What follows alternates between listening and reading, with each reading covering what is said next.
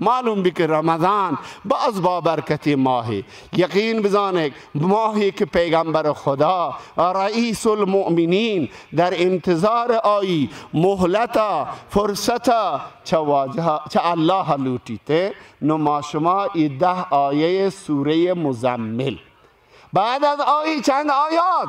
آیات 7گانه سوره مدثر. آیات 7گانه سوره مدثر.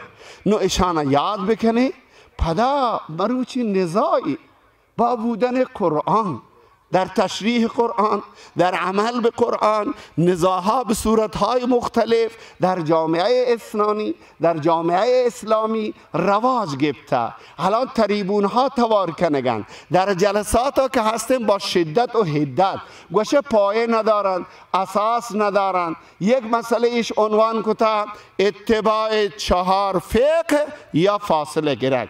یا مسئلهش عنوان کتا تصوف یا بدون تصوف. عزیزان محترم، برادران عزیز، قرآن برای بیان همه حقایق. قرآن چی گوشیته؟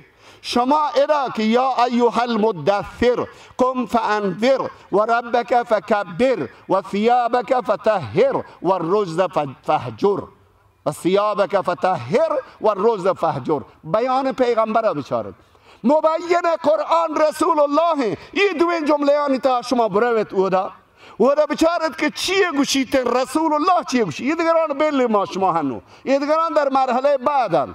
بعد از آی صحابه ها بچارین، بعد از آی تابعین ها بچارین، بعد از آی تبع تابعین ها بچارین. کاری که قرآن نگاشته امت امین مصطفی نکده. اگر بعدی ها انحراف و تفرید کتا یہ قصور بعدی ها ہیں. و الا من شما را بگوشم یہ ائمه مجتهدین امین دین خدا اصول تفقه آیا مدون به صورت اصول فقه و موجود مروچی تا مروچی موجوده. هر کلوٹی بیچارتی موجوده و هر کس ما عمل به شریعت کنه ولی با ضابطه فقه اسلامی. اگر ما از این ضابطه در بیاییم ما حواله وقت بیم، ما حواله می دل جمعی می ایشی که ما مصیبه ایشی که ما درسته که ما را اوکی کن، که ما را تایید کن. اما تایید شده هم پیغمبر خدا فرمایید خیر الناس قرنی ثم الذین یلونهم ثم الذین یلونهم.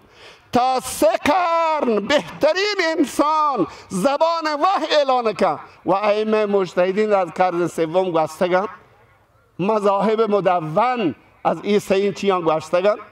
مروچ وجه کسی که در دایره فقه عمل نکن به مسئولیت ود اصول تفقه و تا بنویسید ثبت بکن و به جامعه اسلامی ارائه بدن. مردانه نویسید ثبت بکن و به جامعه اسلامی ارائه بدن.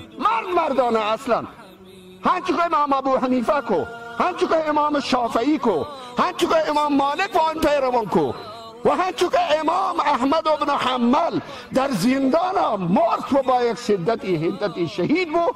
اما از مسلک وقت چی نکن. این دایره کشک بود تا به وقت به توفیق الله.